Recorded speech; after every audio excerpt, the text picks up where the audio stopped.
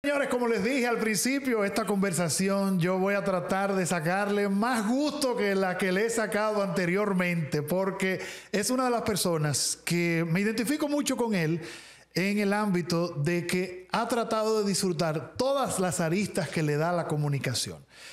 Vamos a decir, periodista, presentador de televisión, productor de programas de televisión y radio, locutor, catedrático, analista político, cronista, narrador deportivo. Señores, es un todólogo. Y aparte de eso, un buen conversador, un gran amigo.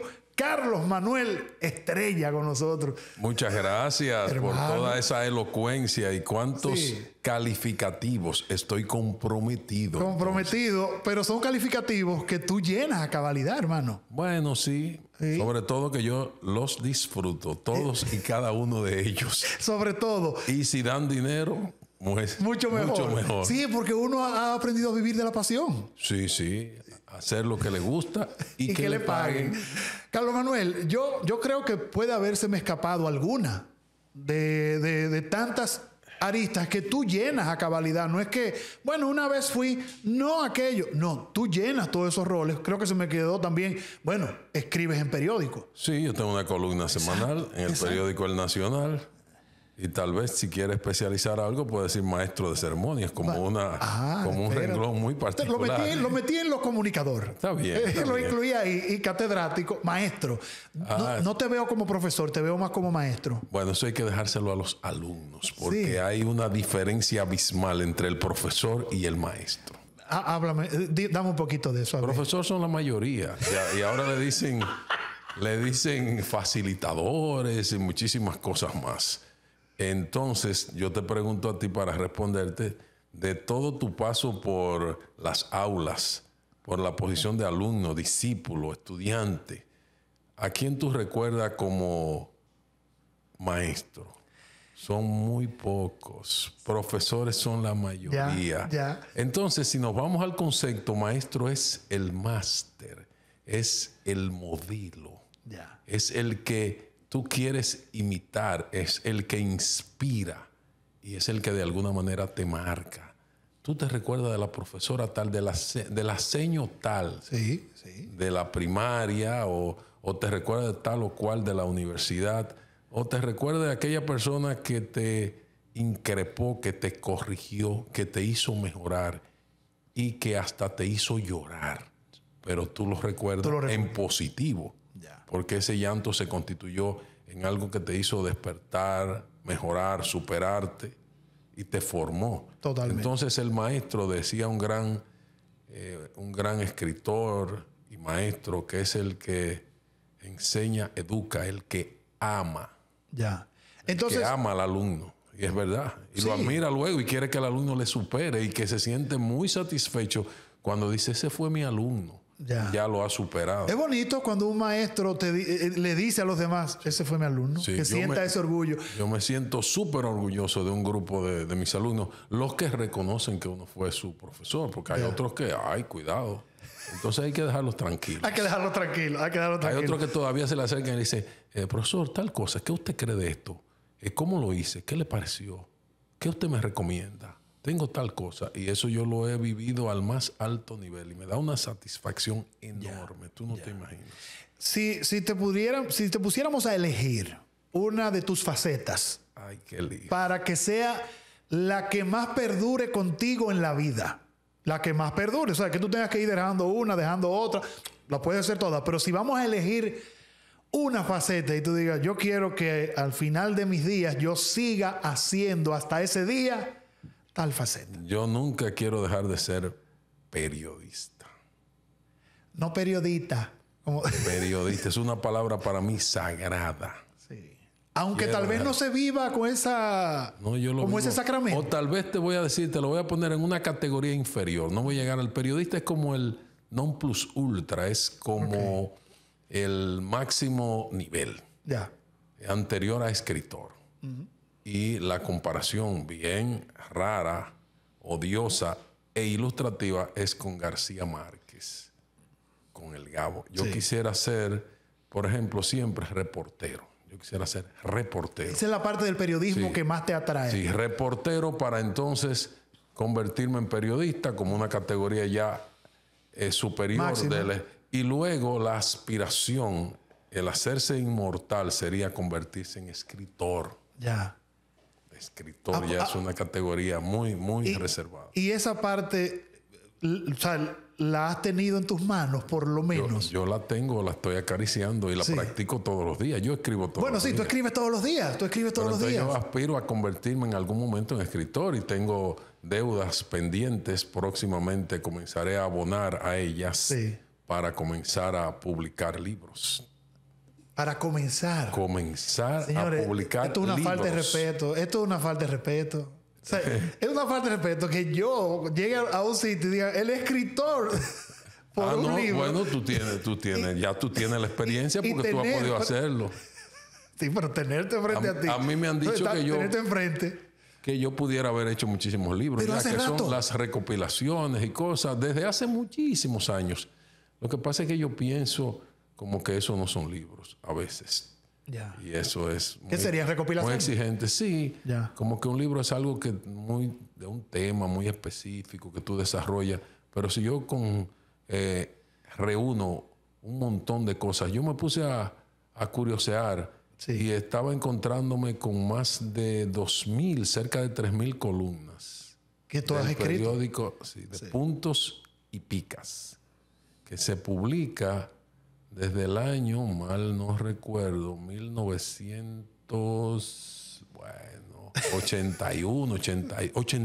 82. O sea, una columna que yo he estado publicando por más de 40 años. Y 43 años. Y que la publicaba todos los días. Hizo una pausa, la publiqué todos los días mientras estuve en la información. Hasta el año 92. Y que luego tuvo una ligera pausa ahí por un trabajo muy particular que no me lo permitía, pero que luego a partir del 95 vuelve. Se publica entonces 2 veces por semana en el periódico Última Hora, que tú recuerdas mucho de Última Hora, ¿verdad? Sí, pero tú lo recuerdas por una famosa portada en La Tarde Alegre de un casi desconocido Francisco Vázquez en aquellos años. Sí, una portada. No todo el mundo le daban una portada en La Tarde Alegre de Última Hora. Entonces Última Hora cerró en el 2003 y yo me tuve que mudar porque no tenía columna. No, exacto. Martes y jueves publicaba la columna en Última Hora. Y entonces me acogió Radamés Gómez Pepín y en el Nacional a partir de 2003. Y así, en broma, tengo ya 21 años publicando la columna Puntos y Picas los miércoles en el Nacional de ahora. O sea, si yo recopilo todo eso, puedo tener varios volúmenes. Varios tomos. Pero si pusiéramos a elegir, llegó el momento de tú escribir un libro. ¿Cuál sería el tema principal? Tú dices, yo quiero escribir sobre tal cosa. Difícil la respuesta porque tengo varios temas y ya estoy desarrollando algunos. Inclusive, ¿a la vez? Bueno, sí, en paralelo, sí, porque uno es la separación temática de mis columnas, que tienen unos temas muy específicos, y otro es una especie de autobiografía, una especie de vivencias, más o menos bajo el epígrafe inicialmente de 4 decenios de periodismo, analizando mi vida profesional en tramos de 10 años. Y cuánto yo he hecho en esos 10 años. Por ejemplo, del 90 al 2000. No, del 80 al 90. Al 90 al 2000. Al 2010. Y entonces ya estamos por el 2024. A lo mejor voy a tener que agregarle. Tiene que incluirle un lustro ahí. Un lustro en el medio. Bueno, entonces serían 9 lustros. Sí, exacto. Si lo dividimos en lustros, podría ser 9 lustros de comunicación, tal vez. Y otra parte importantísima que yo no descuido y que es parte de mi ejercicio cotidiano es la responsabilidad social. Que yo la traduzco en el servicio público. En ámbitos de educación y cultura, o cultura propiamente. Sí. Y como diríamos, la otra tendría que ser de los aspectos de salud o de mejora de vida. ¿Por qué? Porque con las instituciones que yo he trabajado todo el tiempo, muchos años. Por ejemplo, el tema de cultura, entonces yo estoy muy vinculado a Amantes de la Luz. Sí, sí, sí. Entonces, y actualmente soy presidente de una institución que es la más antigua de cultura del país, 150 años que va a cumplir en este 2024, el sesquicentenario. Wow. Entonces, si nos vamos al ámbito de salud, bueno, vamos a decirle salud. He estado vinculado todo el tiempo como cofundador del Club de Diabéticos de la Región Norte, que fue fundado en 2001. ¿Por qué llegaste ahí? Porque para ese momento trabajaba para la Pontificia Universidad Católica de Maestra. Okay. No por nada específico. No, es que yo no soy diabético, yo tengo que decirlo. O sea, yo soy ¿tú estás en el club de diabéticos? Pero yo afortunadamente todavía no lo soy. Cuando yo lo sea, digo, bueno, ya soy un miembro activo. ¿Yo estoy en el club? No, pero no tengo afortunadamente diabetes, pero sí hemos contribuido a la educación del paciente diabético.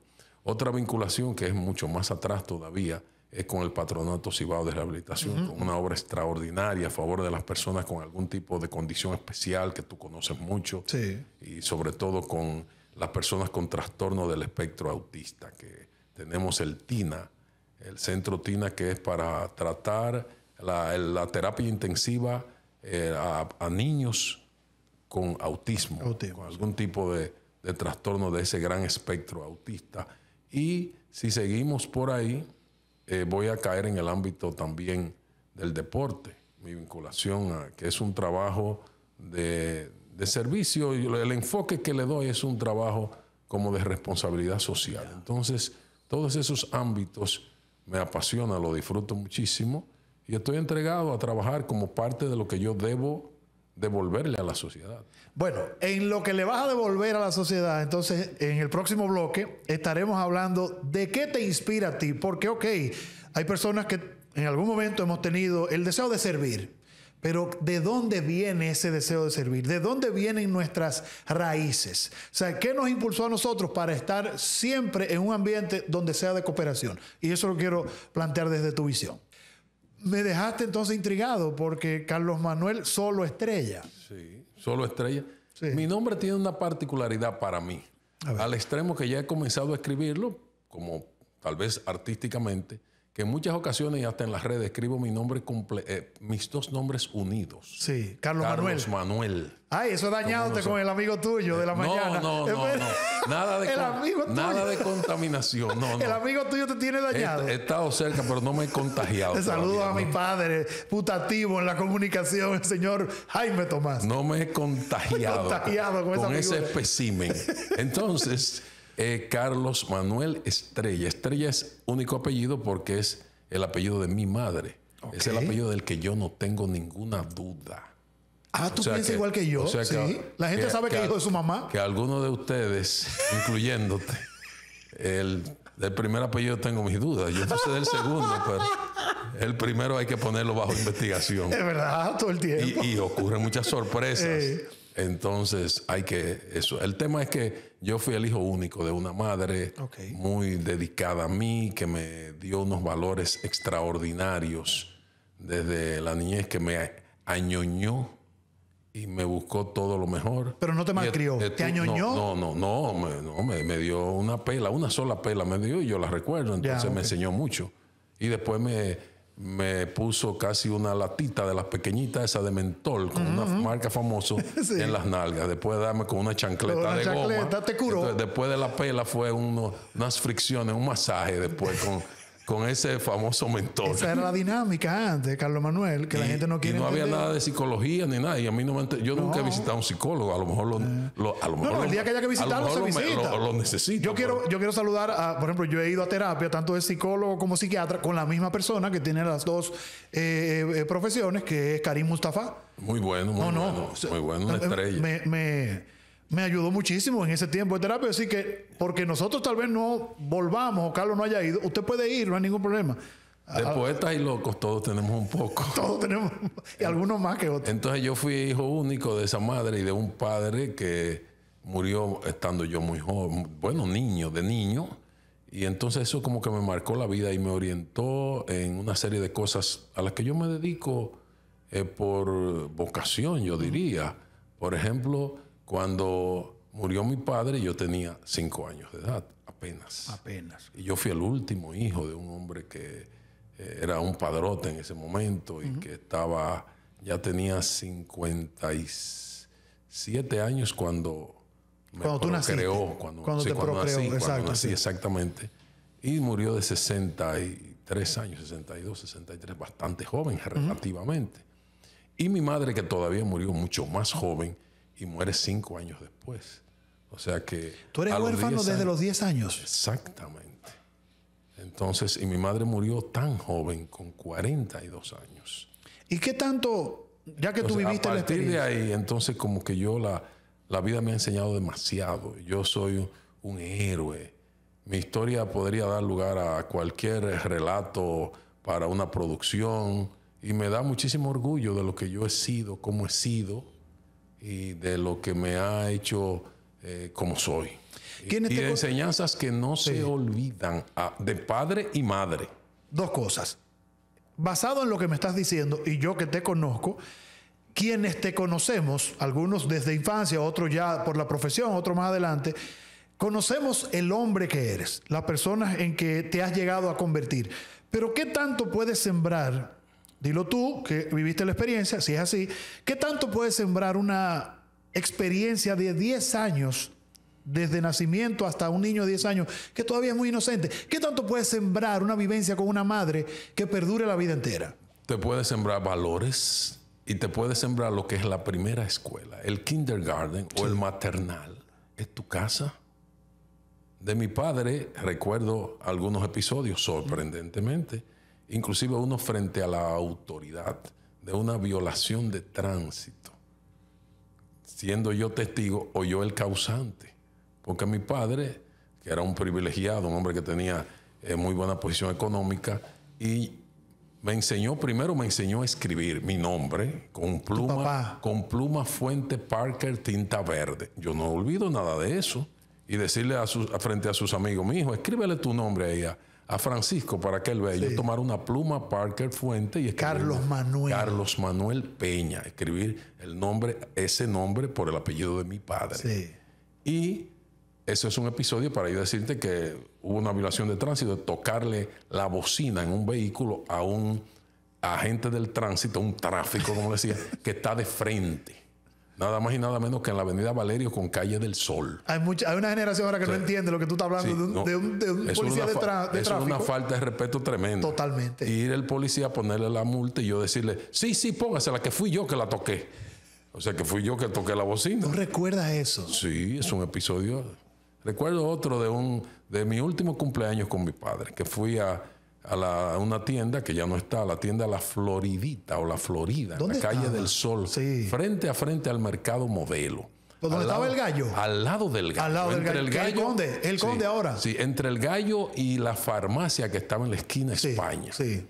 Entonces era mi cumpleaños, febrero, y mi padre me dijo, entró a la tienda, ¿qué tú quieres, mi hijo? ¿Qué tú quieres de regalo? Y yo le dije, yo quiero la ropa que tiene el muchachito. Me refería al maniquí. Y tuvieron que desnudar al maniquí para ponértelo a ti. Ya. Entonces eso es de mi padre, pero de mi madre es algo más fuerte. Sobre todo porque yo era un añoñao, pero completamente. Es más, yo te llegaría al extremo de decir ahora, sin que sea ofensa, que si mi madre estuviese vivo, hubiese seguido como esa relación vital entre ella y yo, y una serie de cosas que si tú conoces de ñoñería que yo tengo de adulto, que no hay manera de que yo las resuelva ya. Que tiene que lidiar la gente tuya contigo. Sí, de mal acostumbrado, sobre todo en la comida. Sí. Tú no te puedes imaginar lo que yo no como. Lo que yo no como porque yo nunca lo probé, porque yo decía no me gusta y ya. Y tu mamá, exacto. Es una cosa, un error grave. Mira, estoy recordando eso en negativo. Recuerdo esa pela que fue la única y la enseñanza después de esa pela, que es entonces mi credo de vida profesional. ¿Cuál es? Y ahí está la huella. Mi hijo me dio mi chancletazo. Mi hijo, di siempre la verdad. Por la verdad murió Cristo. Y ese predicamento decir siempre la verdad. Por la verdad murió Cristo. O dejar a Cristo afuera, pero decir siempre la verdad. Es lo que yo he llevado en mi vida profesional todo el tiempo y me importa. Y a veces me dicen, pero que tú eres muy fuerte, o que tú dijiste, digo, si yo la verdad yo no tengo que ver. Tiene una sola forma de decir la verdad, Carlos. Bueno, yo creo que la verdad tiene varias formas. Yo creo que tiene varias formas. La endulzan, la edulcuran, le ponen envolturas diferentes, pero es la verdad. La verdad es la verdad. Lo que pasa es que a veces es dura, es cruel. Y la gente no lo asimila. Entonces yo en mi ejercicio profesional, y la verdad es uno de los pilares del periodismo. Entonces yo digo la verdad y que mucha gente, porque tú eres duro, que eso molesta. Digo, bueno, ahora sí es mentira, desmiéntanme. Pero lo que yo estoy diciendo es la verdad. Entonces fíjate la huella, la marca en el niño que perdió a su madre a los 10 años. No se te ha borrado. Y como yo, esa expresión es mi filosofía de ejercicio público. Decir siempre la verdad. Ya. Ahora, Carlos, tú te has destacado en diferentes ámbitos de la comunicación. Algunos que pueden ser no triviales, pero para no ponerle tanta carga. Narrador deportivo, comentarista deportivo. Sí. Eso suele ser un poco más. Pero yo antes de narrador, fui locutor comercial deportivo. Sí. Carteleras de boxeo, en partidos de baloncesto, de béisbol, todas esas cosas. Sí. Diciendo los patrocinadores. Claro que sí.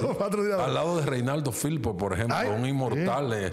Para mí, el mejor narrador de boxeo de este país. Nunca se le reconoció como tal, pero un excelente narrador. Estando entonces en ambientes tan un poco ligeros, vamos a decir así, un poco, pero también estando en ambientes donde se está analizando la historia y la política de República Dominicana, donde hay actores todavía vivos, donde tú has estado haciendo esa opinión.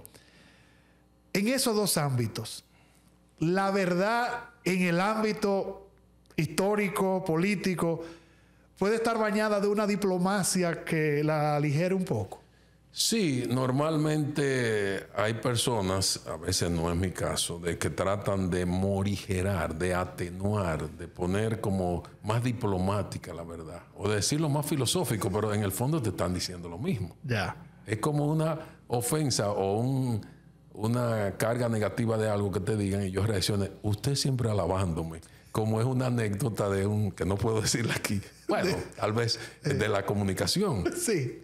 Siendo yo, porque me buscaban por esta condición, presidente de la Comisión Electoral del antiguo Sindicato Nacional de Periodistas Profesionales, que era el anterior al Colegio de Periodistas. Sí, antes de que el colegio. O sea, estoy hablando antes de 1900. ¿No estuvieron trabajando conjuntamente en algún momento? O sea, uno por un lado. Cuando surgió el colegio, entonces el Sindicato Nacional de Periodistas Profesionales, SNPP, se transformó en lo que es hoy Sindicato Nacional de Trabajadores de la Prensa. Ah, bueno, ok, exacto. Entonces Tiene cambió nombre. la P por T y abarcó entonces al resto que no era periodista, pero sí era trabajador. Trabajador del periodismo. Entonces yo tuve una expresión muy profunda filosóficamente, o el contenido de una palabra fina, ofensiva, diciéndosela a un periodista, pero bastante escaso de inteligencia, que era miembro del sindicato y que iba a votar, y yo era el presidente de la comisión. Sí, y yo lo saludo con esa alabanza, con esa expresión. ¿Qué dice esa figura?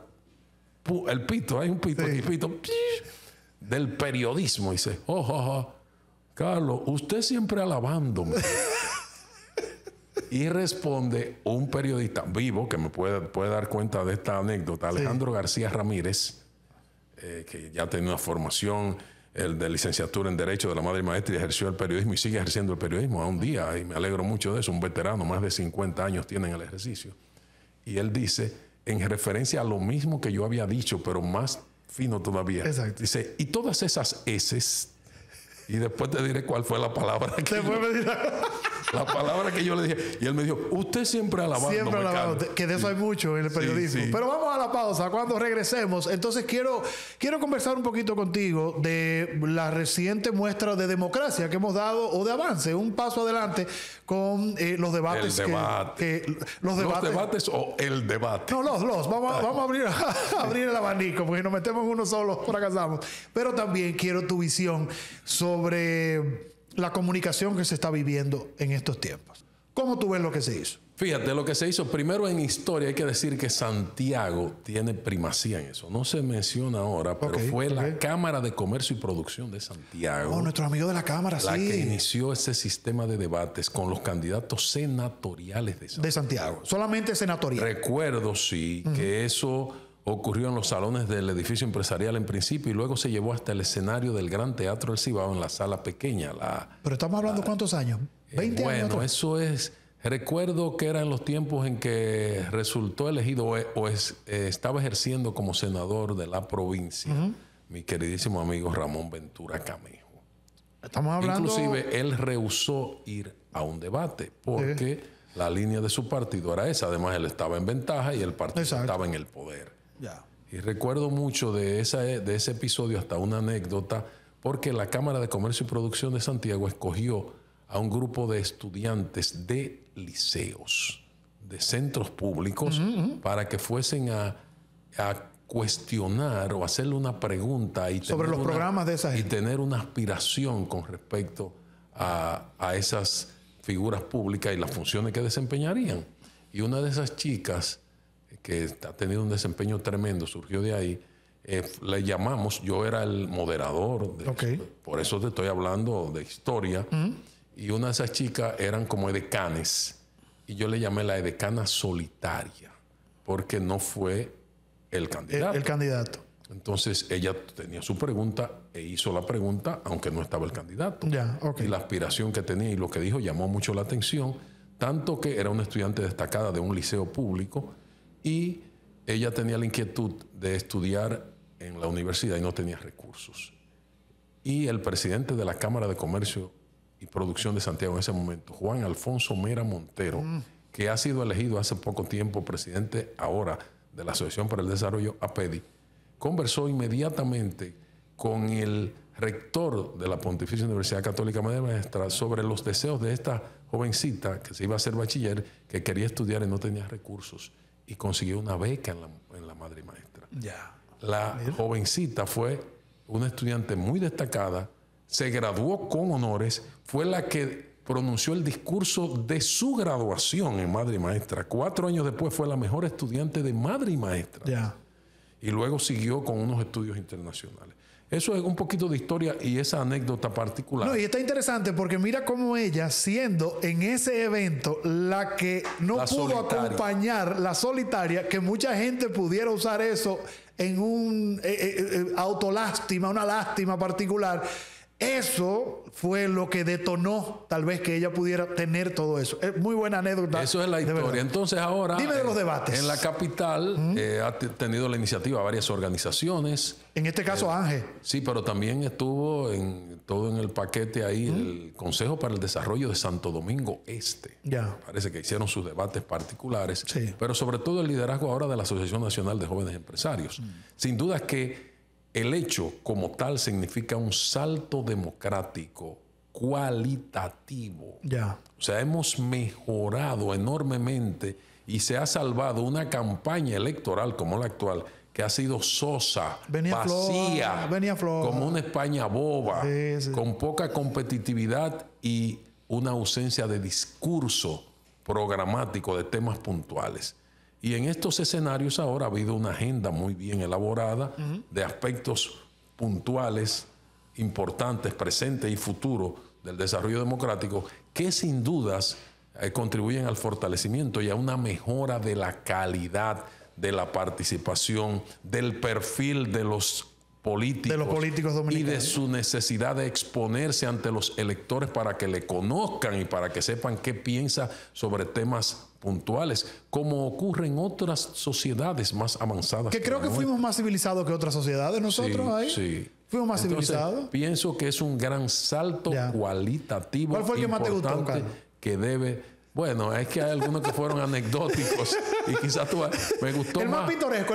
Bueno, fue uno que un candidato no asistió y pusieron su fotografía. Sí, ¿viste? Ya eso es un elemento muy bonito, de un amigo nuestro, lamentablemente. Sí. Y el otro debate, el de mayor interés, obviamente, el debate presidencial, que es el actual presidente y candidato a la reelección, el que le da el nivel, porque si él no acude, si él no acepta, ese debate no iba a tener No, un sentido. pierde. Pero fue el que más llenó las expectativas, ¿tú crees?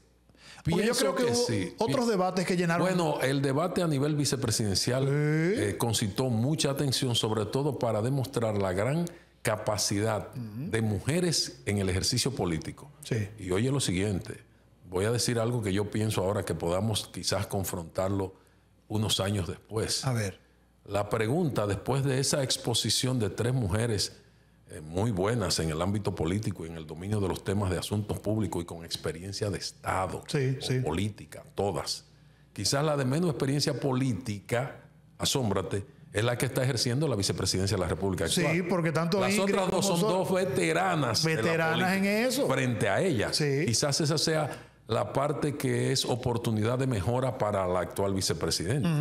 Entonces, reflexiono y te dejo sobre la mesa para que en el tiempo hablemos de eso después. A ver. La pregunta, ¿está preparada la República Dominicana, la sociedad, para tener a una mujer como presidente de la República? ¿Tú quieres esa? ¿La dejamos al aire? La dejamos en el aire. Dejamos al aire. Superaremos el machismo social y la hegemonía del varón, la sociedad patriarcal, para tener a una mujer como presidente de la República.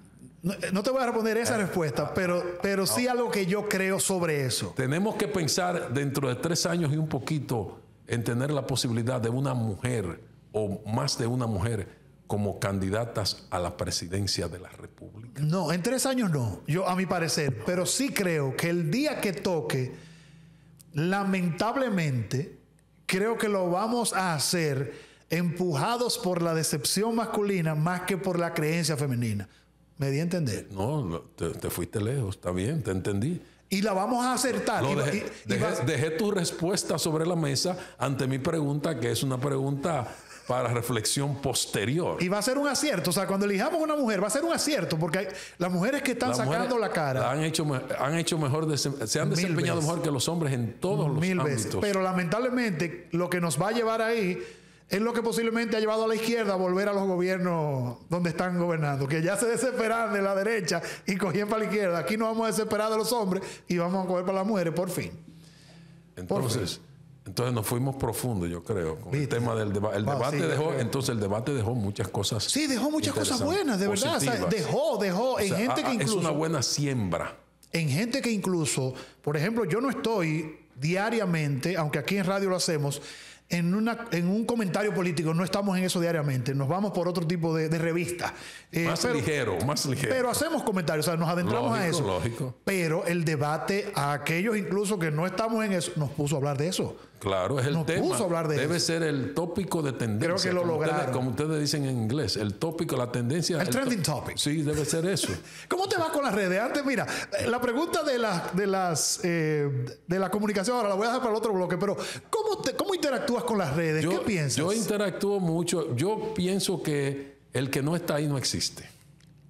Ah, ok, perfecto. Sí. O sea, el que esté en la comunicación y no esté en las redes no existe, porque ese es el mundo. Se fue a pique. Sí, esa es la actualidad. Ahí es que están las tendencias impuestas, manipuladas, es el salto de tecnología, es la ampliación de las audiencias a lugares nunca antes soñados. Es diríamos, la proyección o la trascendencia del privilegio de hablar desde un medio de comunicación cuando tú no tienes medida en el infinito hasta dónde puede llegar.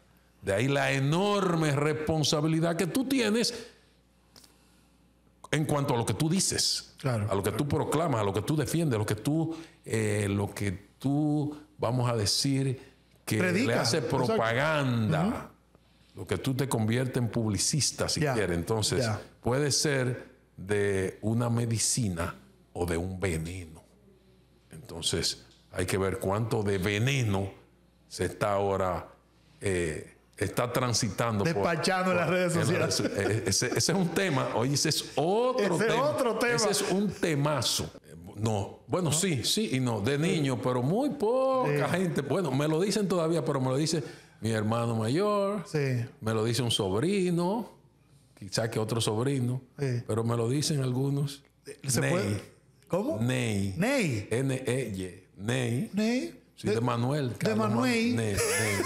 Y el tema que en la familia todos, la mayoría de los varones, casi todos, Carlos. Carlos. Ok, Ya se es dio un la nombre de tu familia. No, es de mi papá. No, te quiero decir exacto, como que se hereda. Unos hermanos, los Ya, sobrinos. Carlos. Los Carlos. Tengo sobrinos que tú no te imaginas, los Carlos. Y ya hasta un nieto, pero me lo negaron, caramba. Se fueron al inglés o al francés. Charles, le puse. Carl. Ah, Carl. Ay, Dios mío. Bueno, un saludo. Mira, vamos a enviar un saludo, no a un Carlos. Bueno, sí, a Carlos García. Pero Carlos García. Que no, ese es mi productor. Tu productor y mi amigo de muchos años, que ha estado aliado mío ahí en Teleuniverso. Pero no, el saludo especial es a Nelson Rodríguez. Tú sabes que Nelson es mi sobrino. ¿Cómo? ¿Y con sobrino por dónde? Nelson Rodríguez es mi tío. No es tu tío. No, mi tío. Yo voy a decir, ¿cómo? Espérate, el mejor director pagado. del Caribe. No, claro. Del Caribe. Tú sabes que el Caribe ganó un gran director. Sí. Y yo perdí un gran amigo. ¿En serio?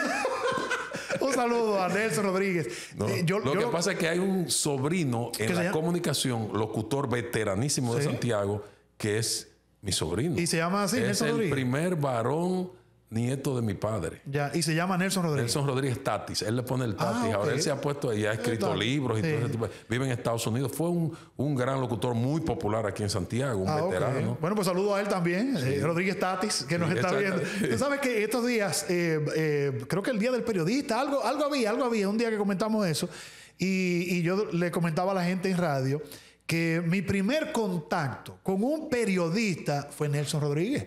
Ajá. Nelson Rodríguez. Azul. Nelson Rodríguez trabajaba en El Sol en ese tiempo. No, pero él fue en el periódico El Sol. Pero él fue locutor Fue locutor también, con su afro, porque había afro Radio también. Azul. En Radio Azul. Radio Azul. Pero bueno, saludos a mi tío Nelson Rodríguez, director del Caribe. Y tu padrino también. Sí. El pecado. Bien llave, el mejor pagado. Ya sabes. Carlos. Así es que él me dice a mí. Te dice a ti. Carlos, la comunicación. ¿Qué tema? Se ha ido diversificando.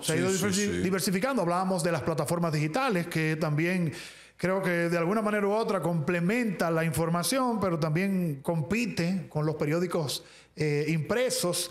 Yo creo que todo el mundo quiere ser periodista o reportero en las redes sociales, y lo que hace anda dañando informaciones. Pero, correcto. ¿Qué opinas tú de esta apertura? Mira, que vivimos un momento de explosión, de desorden, y también vivimos un momento de un exceso de libertad o abuso de la libertad. Y eso, entonces, el abuso de la libertad no es más que libertinaje. Eso es en aras de que no se le debe poner ningún límite al ejercicio de un derecho universal natural, como es la libre expresión y difusión del pensamiento. Nos hemos excedidos. Y desde los gobiernos se ha tenido un miedo tremendo a poner algún tipo de límites al ejercicio de ese derecho. Entonces, en la historia aquí, perdemos de vista los contextos. Y la ley vigente hoy día, asómbrate, la que regula el ejercicio que estamos haciendo en estos momentos, la libertad de expresión y difusión del pensamiento, es la ley número 6132 del año 1962. No, espérate. 60 años. 62 años. Sí, 60. ¿Y eso es lo que nos está rigiendo ahora mismo? Sí, todavía. ¿Cuándo surgió eso y cómo surgió? Como tenía que surgir. Acababa la tiranía con un régimen de mordaza, de ninguna libertad en cuanto a la expresión y a los medios. Entonces, esa explosión que iba a pasar, esa catarsis, esa libertad, ese desahogo colectivo, había que ponerle algún tipo de contención o de regulación jurídica. Y así surgió una ley que no fue aprobada por el Congreso, sino que surgió del gobierno del Consejo de Estado. Emitió esa ley, la ley 6132 sobre expresión y difusión del pensamiento, que todavía está vigente, es la que nos rige hoy. No existía Internet. No existían los celulares. No existían los beepers que nacieron y murieron. La televisión a color había llegado hace poco. Sí, o sea, con todos esos medios en ese momento. Sí. y no ha habido ningún cambio hasta hoy. ¿Por qué no ha habido cambio? ¿No ha habido interés político o miedo ha tenido el interés político? Yo creo que las dos cosas, falta de voluntad política y temor. Y temor sobre todo a los intereses de los propietarios de los medios, del empresariado. Y sobre todo para establecer responsabilidad ante el daño que se puede hacer con el abuso de la comunicación, ante la lesión que tú puedes provocar a la moral, a la imagen, al buen nombre de una persona. Afortunadamente, con la Constitución de 2010, se estableció en el artículo 49 una sombrilla amplísima de ese derecho, la libertad de expresión e información. Así dice el artículo 49 de nuestra Constitución. Y no es solo para el que ejerce periodismo. Ahí se democratizó también que los periodistas nos consideramos exclusivos, que tú eres el único que puede averiguar, buscar, preguntar, difundir y divulgar por cualquier medio información de carácter público. Ese artículo dice que toda persona tiene derecho a buscar, investigar, difundir por cualquier medio información de carácter público sin ningún límite ni censura previa. Solo el orden público, las buenas costumbres que tendremos que determinar, la moral y las buenas costumbres. ¿Cuáles son actualmente la moral y cuáles son las buenas costumbres? Es un asunto de percepción entonces de la gente. ¿Y cómo tú defines eso? Exacto. ¿Cuáles son las buenas costumbres dominicanas ahora? Porque tal vez son las que eran malas costumbres antes, ahora son buenas costumbres, o se toleran. Sí. Pero de todas maneras, ningún derecho es absoluto, ni siquiera el derecho a la vida. Entonces, todos los derechos tienen límites, tienen una regulación, tienen un contenido esencial y unos límites. Y todos los derechos fundamentales están en constante lucha entre uno y otro por los límites. Por ejemplo, la libertad de tránsito con la libertad de educación. O, por ejemplo, la libertad de tránsito con el derecho a la salud, con el tema de la pandemia. Sí. Ahí hay un choque de intereses ahí. ¿Cómo? ¿Y dónde está el límite? No, pero yo puedo andar por donde me dé la gana. Pero espérate, si tú estás enfermo, tú contagias. O yo para que tú no contagies te voy a limitar el tránsito. Entonces, lógicamente eso se siguió un protocolo constitucional de una declaratoria de emergencia, en fin, y unos poderes extraordinarios para el Poder Ejecutivo. Eso ya es un aspecto muy técnico constitucional, que es mi otra pasión. Pero en cuanto a la comunicación, estamos en un desorden en esta selva mediática. En cuanto a la moral o lo que se quiera, hay un irrespeto absoluto. Aquí tiene mayores cantidades de vistas y monetiza mejor una cuenta, quien mayor cantidad de malas palabras pueda decir y de mayor ofensas. Cuestiones ofensivas y quien pueda crear mayor cantidad de polémicas ficticias y de enfrentamientos supuestos que no son reales entre figuras públicas. Eso es lo que está de moda. Entonces, y no te da como un dolor en el corazón. Pero claro, y luego aquí todo el mundo tiene capacidad para producir noticias o para generar y convertirse en periodista, en difundir algo sin ningún rigor, en repetir, en reenviar, en ponerte una imagen distorsionada o de un lugar que no es República Dominicana y decir que es aquí, en difundir cosas que no dicen ni cuándo ni dónde. Dos elementos clave del periodismo. Lo que tú dices, ¿cuándo fue eso? Sí. ¿Dónde fue eso? Pero eso no fue aquí. ¿Y cuándo? Es una imagen de hace 2, 3 años, ¿no? De otro lugar. Entonces, pero en lo que se descubre, eso va corriendo. Se han constituido las redes en un veneno. Un veneno. Las redes son un veneno mal utilizadas. Y siempre ha habido una complicidad por inercia, por inacción de la autoridad.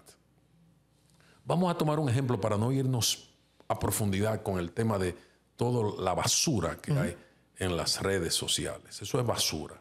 Y todas las mentiras disfrazadas bajo un disparate idiomático del inglés, que yo no lo digo, de fake news. Eso es un disparate. Sí. Porque ¿qué es lo que quiere decir en español fake news? Noticia falsa. No hay noticia falsa. Si es falso, no es noticia. La primera característica de una noticia es la verdad. Entonces, lo que no es verdad no es noticia. Luego no puede haber noticia falsa. Es una mentira, no me venga. Eso es fake news. No, eso es mentira. Eso no es noticia, eso es mentira. Usted está divulgando mentiras, no noticias. Pero no quiero entrar en esa disquisición, que es un tema que yo sostengo. El tema es que vamos a poner El caso de los niños y adolescentes y su tratamiento mediático.